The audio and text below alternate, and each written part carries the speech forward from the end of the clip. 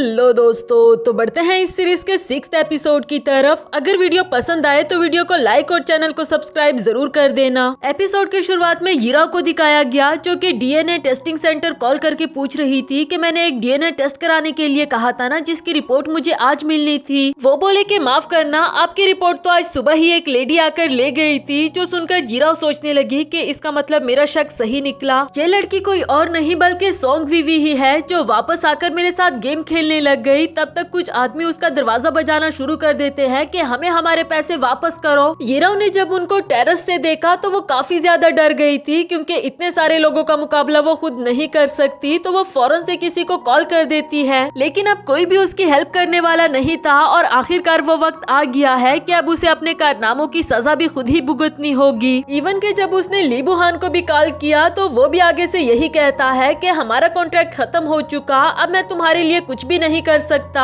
दूसरी बात ये कि तुमने विवी के साथ क्या किया था, खुद ही सरेंडर करके मुझे सच बता दो, क्योंकि अगर मैंने खुद पता लगा लिया ना तो इसके लिए तुम्हारी सजा सिर्फ मौत ही होगी। उसकी ये बात सुनने के बाद तो हीरा बहुत ज्यादा डर गई थी और उसे गुस्सा भी आने लगा कि चाहे पूरी दुनिया मेरे खिलाफ हो जाए लेकिन ली बुहान मेरे खिलाफ नहीं हो सकता। वो मुझे ऐसा कैसे कह सकता है? ये सारी गलती सोंग वीवी की है। उसने मेरी रिपुटेशन खराब कर दी। उसे क्या लगा था कि मैं उसे नहीं पहचान पाऊंगी? उसे मैं छोड़ूंगी नहीं और ली बुहान सिर्फ मेरा है। मैं किसी भी हाल में अपना पहला प्यार उसके हवाले नहीं करूंगी। दूसरी तरफ ली बुहान यहाँ सीसीटीवी कैमरा की रिकॉर्डिंग देख रहा था, जिसमें एक लड़का सोंग यूवी को टच करके सॉरी करते हुए वहाँ से जाने लगा। लेकिन असल में उसने सिर्फ टच नहीं किया था बल्कि सोंग यूवी का बाल लेने की कोशिश की, जो कि उसे पता तक नहीं चला। और ये बात इधर कैमरा में रिकॉर्ड हो चुकी। ली बुहान सोच रहा था कि अच्छा हुआ हमने इस लड़के पर नजर रखी और इसकी इन्वेस्टिगेशन करवाई। मैंने सोचा नहीं था कि ये राव इस हद तक गिर सकती है। यकीनन उसे सोंग यूवी पर शक हो गया होगा, तभी तो उसने इसका डीएनए टेस्ट करवाना चाहा। और वो डीएनए की रिपोर्ट इस वक्त ली बुहान के हाथ में थी। फ्लैशबैक से हम देखते हैं कि विवी के जाने के बाद वो हमेशा ये राव से पूछता था कि अगर तुम्हें उसके बारे में कुछ पता है तो प्लीज मुझे बताओ, मगर वो हमेशा यही कह देती कि मुझे कैसे पता होगा कि वो कहाँ चली गई। अब तो ये बात खुलकर उसके सामने आ गई थी कि उसकी एक्स वाइफ, जिसे वो पिछले 6 साल से ढूंढ रहा था, वो उसकी अपनी ही सेक्रेटरी सोंग यूवी है। तभी उसके रूम में सोंग वीवी आ गई, जो कि इसे नया शेड्यूल समझा रही थी कि कब हमारी कौन सी मीटिंग होने वाली है। जबकि ली बुहान कुछ कहे बगैर उसे देखता रहा। अचानक से वो उसे उसके रियल नेम सोंग वीवी से बुला लेता है, लेकिन उसका रिएक्शन कुछ ज्यादा बड़ा नहीं था। पूछने लगी कि क्या हुआ, तुम अपनी एक्स वाइफ सोंग वीवी को मिस कर रहे हो क्या? लेकिन ली बुहान से अब मजीद सब्र नहीं हो रहा। वो फौरन से जाकर उसे जोरों का हक कर देता है और कहने लगा कि आखिर तुम मुझसे ये सच कब तक छुपाती रहोगी कि तुम ही वीवी हो? मैं तुम्हें पिछले 6 सालों से ढूंढ रहा था और तुम्हें मुझ पर एक बार भी रहम नहीं आया। खैर, मैं बहुत ज्यादा खुश हूँ कि तुम वापस आ गई हो। विवी को तो एक बड़ा सा झटका लगा कि आखिर ये कैसे हुआ। साथ ही उसने साइड पर पड़ी हुई डीएनए टेस्ट रिपोर्ट भी देख ली। अब तो उसे कुछ समझ नहीं आती कि मुझे क्या रिएक्शन देना चाहिए। कुछ देर के बाद उसे खुद से दूर करते हुए कहने लगी कि अच्छा, तो तुम जान ही गए हो कि मैं सोंग वीवी हूँ और अब मुझसे प्यार भी करने लगे हो क्या? अब मैं हीरा से ज्यादा अट्रैक्टिव बन गई। देखो मैं कितना ज्यादा बदल गई हूँ, लेकिन तुम आज भी नहीं बदले। नई को देखकर उसे प्यार करने लगते हो और पुरानी को भूल जाते हो। ली बुहान बोला कि नहीं विवी, तुम गलत सोच रही हो। मैंने शुरू से लेकर आखिर तक सिर्फ तुमसे ही प्यार किया। लेकिन यहाँ विवी ने उसे थप्पड़ मार दिया कि मर चुकी है विवी। आज से 6 साल पहले ही जब तुमने उसकी बेस्ट फ्रेंड के साथ मिलकर उसे चीट किया था। अब जो लड़की तुम्हारे सामने खड़ी है ये सिर्फ तुमसे नफरत करती है।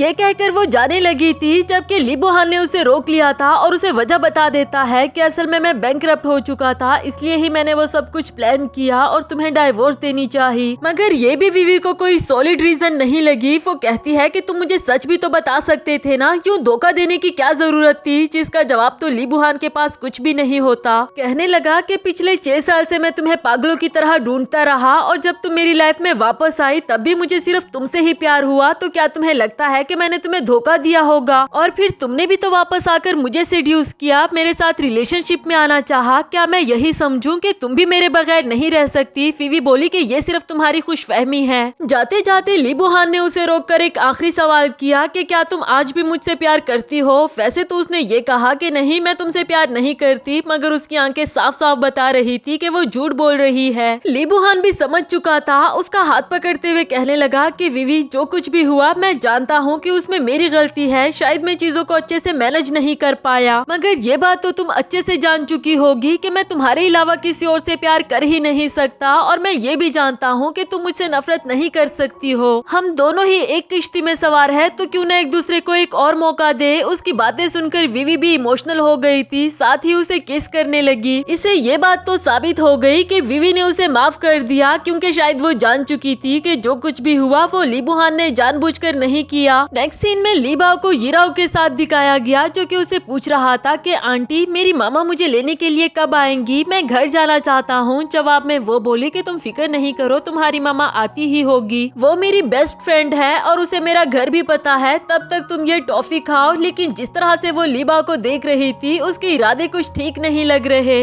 दूसरी तरफ सोंग भी बुरे हाल में थी कि अचानक से ली बाओ कहाँ गायब हो सकता है। डॉक्टर यीशांग और ली बुहान उसे तसल्ली दे रहे थे कि तुम फिक्र नहीं करो, हम उसे ढूंढ लेंगे। यीशांग को हमसायों में देखने के लिए कहकर वो खुद किंडरगार्टन देखने के लिए चला गया, जबकि यहाँ विवी से ना तो खड़े हुआ जा रहा था और ना तो सुकून से बैठा जा रहा था। तभी उसे यिराओ की कॉल आई, जो कि बता रही थी कि तुम्हारा प्यारा बेटा इस वक्त मेरे हाथों में है। अगर तुम चाहती हो कि वो तुम्हें सही सलामत मिल जाए तो फिर मेरे भेजे हुए एड्रेस पर पहुंच जाओ। और हाँ, अगर तुमने पुलिस को या फिर किसी और को बताने की कोशिश की तो फिर तुम्हारे बेटे का क्या हाल होगा, इसकी गारंटी मैं नहीं दे सकती। विवी बोली कि आई प्रॉमिस मैं किसी को कुछ नहीं बताऊंगी। और देखो तुम्हारी दुश्मनी मुझसे है ना, मेरे बच्चे से तो नहीं, इसलिए प्लीज उसे कोई भी नुकसान मत पहुंचाना। थोड़ी ही देर में जब वो यिराओ के पास पहुंची तो फौरन से अपने बच्चे के बारे में पूछने लगी और वो बोली कि इतनी भी क्या जल्दी है, अभी तो पूरी रात पड़ी है, स्लोली बता दूंगी, पहले तुम मेरी कहानी सुनो। मैं ली बुहान को बचपन से प्यार करती हूँ, हम दोनों अच्छे दोस्त थे। तुम्हें तो वो सिर्फ अपनी सिस्टर की तरह प्रोटेक्ट किया करता था और फिर अचानक से तुम उसकी वाइफ बन गई। असल में तो तुम हमारे बीच में आई हो और तुमने मुझसे उसको छीन लिया। विवी बोली कि देखो हम दोनों की शादी ग्रैंडपा ने तय करवाई थी और जब हमारी शादी हो चुकी ली बुहान को भी कोई मसला नहीं था, तो आखिर तुम हमारे बीच में क्यों आना चाहती हो। मगर यिराओ तो मानने को तैयार ही नहीं थी। वो कहती है कि मैं हमेशा से ली बुहान से शादी करने का ख्वाब देखती रही और अचानक से तुम उसकी वाइफ बन गई। छोड़ने तो मैं तुम्हें तब भी नहीं वाली थी, लेकिन एक दिन मुझे ली बुहान ने ऑफर की कि मुझे उसके साथ एक्टिंग करनी होगी ताकि वो तुम्हें डाइवोर्स दे सके, और इसी को ही मैंने अपना मौका समझा। वो एक्टिंग करने के बाद जब तुम वहाँ से चली गई तो मैंने ही तुम्हारा एक्सीडेंट अरेंज करवाया था, क्योंकि मैं तुम्हें हमेशा के लिए इस दुनिया से ही बेच देना चाहती थी। मगर तुम हो ही इतनी ढीठ के मरी नहीं और वापस आ गई हो। पर इस बार तो मैं तुम्हें नहीं छोड़ने वाली, तुम्हें भी और तुम्हारे बेटे को भी। ली बाओ का सुनकर तो विवी से बिल्कुल भी नहीं रहा जा रहा था। वो इसकी मिन्नतें करने लगी कि देखो प्लीज उसे कुछ मत करना, मैं तुम्हारी दुश्मन हूँ ना, तुम जो भी कहोगी मैं वो करने के लिए तैयार हूँ, लेकिन प्लीज मेरे बेटे को कुछ मत करना, उसे जाने दो, वो तो मासूम है, उसकी इसमें कोई भी गलती नहीं। यिराओ तब उसकी एक भी नहीं सुनने वाली थी। हाँ, मगर चाकू उसके सामने फेंकते हुए कहने लगी कि अच्छा ठीक है, अगर तुम अपने बेटे की जान को बचाना चाहती हो तो फिर ये चाकू उठाओ और मेरे सामने ही खुद को मार डालो, इस तरह तुम्हारा बच्चा बच जाएगा, वरना तो ना तुम बचने वाली हो और ना तुम्हारा बेटा बचने वाला है। विवी के पास अब ली बाओ को बचाने का और कोई भी ऑप्शन नहीं था सिवाय खुद को मारने के। और इसी के साथ हमारा ये वाला एपिसोड भी खत्म हुआ।